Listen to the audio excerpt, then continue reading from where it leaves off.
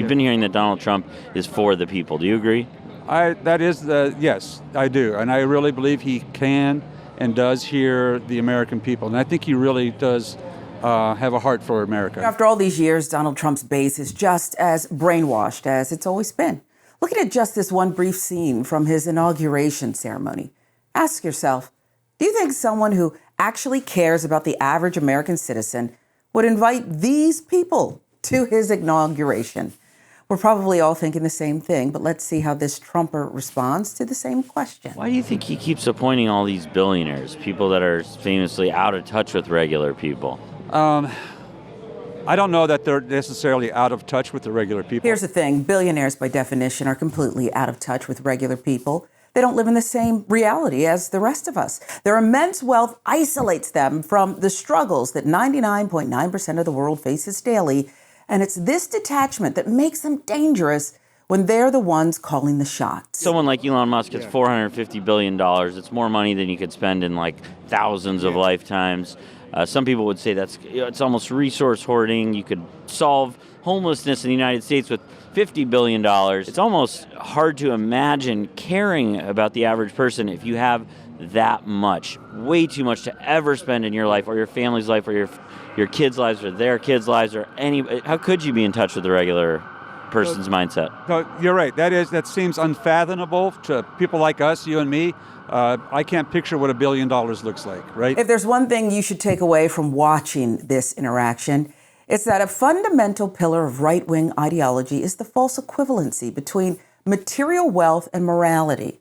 Though it seemed like Davram's message was starting to land, this MAGA man couldn't connect the dots between the sorry state of our country and the transfer of wealth from the have-nots to the ultra-wealthy ruling class. You know, when the so-called robber barons came in for the 100 years before that, wages were like this. After this, they went like that for 100 years. Oh, when the robber barons came in, life expectancy in America was like this. All of a sudden, it went like this. I mean, there was a positive impact. We were living season to season, praying that the seed would work, that the crop would come out of the ground. We created the modern world, and it was the oligarchs who drove that. The Biden administration wanted to handcuff these folks, wanted to slow them down, wanted to control them, wanted to break them up. You know, they took a European approach to this. Well, ask yourself. Even wanted to tell them to censor what the information on their everything. sites. They control them. And guess what?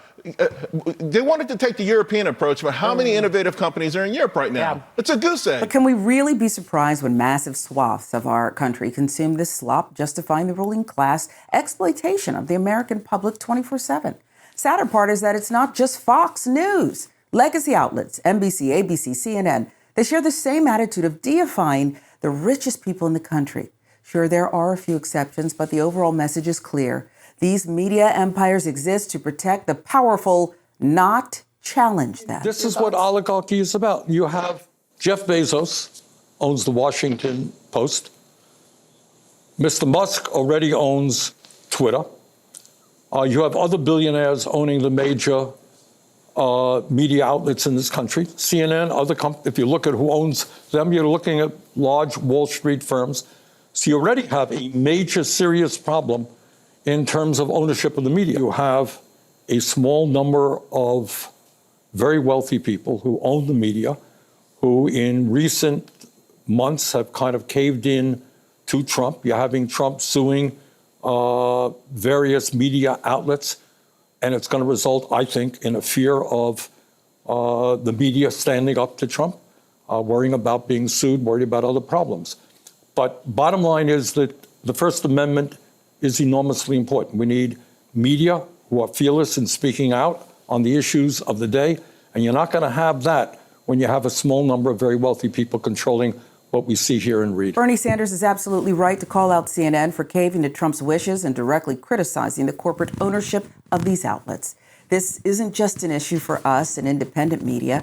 It's a problem for everyone. When media outlets are owned by billionaires and corporations, their coverage will always reflect the interest of the people signing their checks, not the public. The simple truth is that Donald Trump gave a major speech, the first speech of his second presidency, and ignored virtually every important issue facing the working families of this country. The wealthiest 3 people in America now own more wealth than the bottom half of our society.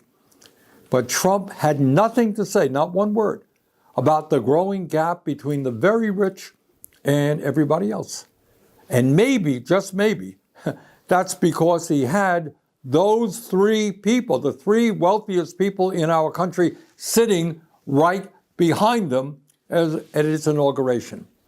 And I should add that those three people, if you can believe it, and this really is unbelievable, saw their wealth increase by more than $233 billion since the November elections. How's that? $233 billion increase in wealth for the three wealthiest people. No wonder they were sitting right behind Donald Trump at his inauguration. They couldn't be happier. This is what the game is all about to these people. They back whichever candidate is willing to accept their money and influence. And in return, they receive even more power and wealth. American politics is a pay-to-play business. And unless there are enough elected officials with spines to fight back, the highest bidder's agenda will always win. Some people that are messaging me are honestly very thankful that President Trump is going to be indoors, not exposed outdoors for that long period of time. Who knows? This is God's plan, and I believe it's for the better. And it is going to be remarkable to witness President Donald Trump taking the oath of office. Look, my crazy idea was just do the entire inauguration at Mar-a-Lago. That was my idea the entire time. Weather would be good. You can invite 2,000 of your best friends and have it there on the lawn, but it's too late for that. And, you should do it in D.C. I get it. I understand the argument there. So if Charlie Kirk got his way, there wouldn't even be a thin veil hiding how conservative mega donors and Republican operatives work hand in glove with their so-called independent media ecosystem. The goal is to control the narrative, manipulate public opinion, and ensure their political and financial interests are always protected. So looking ahead, I wouldn't be surprised if more wealthy people, corporations, even foreign officials fall in line with Trump and join his political movement. For them, it's all about self-preservation. Aligning with Trump means tax cuts, deregulation, and more money in their pockets, regardless of the damage done to the rest of us. The only way to stop this is to keep exposing the grift and holding those in power accountable.